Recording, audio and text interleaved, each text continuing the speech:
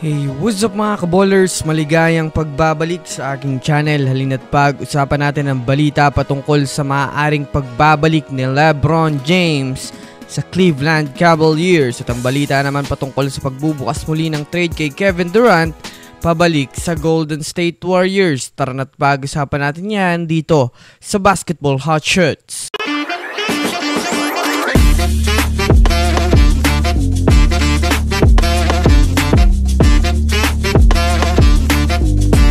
Una nga muna tayong dumako mga kaballers sa balita patungkol sa pagbabalik ni LBJ sa Cleveland Cavaliers. Alam naman nga po natin mga kaballers na wala na nga pong kasiguraduhan ngayon kung magtatagal pa nga si LeBron James sa NBA. Ito ay dahil na rin naman sa paunti-unti na nga ito mga kaballers nagkakaroon ng paiwatig na mukhang magre-retiro na ito sa NBA. Pero ayon nga sa ilang mga bali-balita sa liga, mukhang ang magiging endgame nga po mga kaballers ngayon ng LeBron James ay hindi ang Los Angeles Lakers.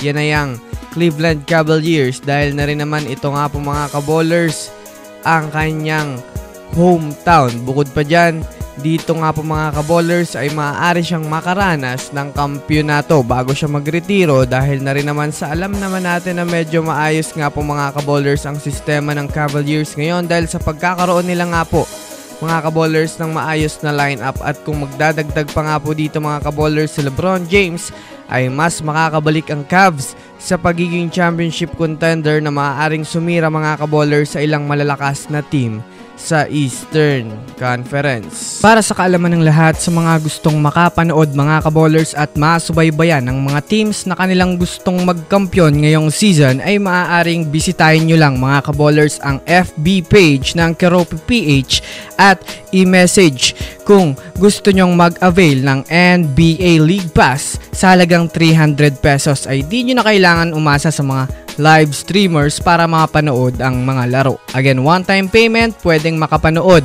ng live games until finals na yan mga kaballers at ilalagay ko sa comment section ng link. Samantala, dumako naman tayo mga kaballers sa balita patungkol sa pagbubukas muli ng trade kay Kevin Durant pabalik sa Golden State Warriors. Well, kung matatandaan nyo nga po mga kaballers, ilan nga sa atin ay nawindang matapos pag-interesa ng Warriors kunin muli itong si KD sa mid-season bago magtapos ang trade deadline. Ngunit hindi nga po mga kaballers natuloy ito ay dahil na rin naman sa tumanggi itong si KD na magpa-trade sa middle season.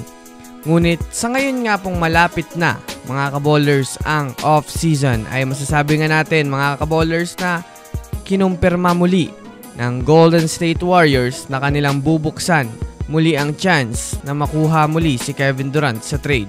Sa katunayan nga niyan mga kaballers, gusto na rin naman nga po bigyan ng Phoenix Suns si Kevin Durant na makapag-explore pa ito sa ibang team upang magkaroon rin nga ho sila mga kaballers ng pagkakataon na makakuha ng dekalibreng player na magbibigay sa kanila mga kaballers ng magandang simula at makakatulong muli sa Suns na makabalik sa pagiging contender sa liga. Kaya naman isa rin ito mga kaballers sa kaabang-abang na mga balita sa mga susunod na galaw sa NBA. So yun lamang mga kaballers, yan lang na muna ang ating pag-uusapan sa ngayon. Pindutin lang subscribe and hit nyo na rin ang notification bell para sa mga susunod na updates sa mundo ng basketball. Again, this Basketball Hot Shots.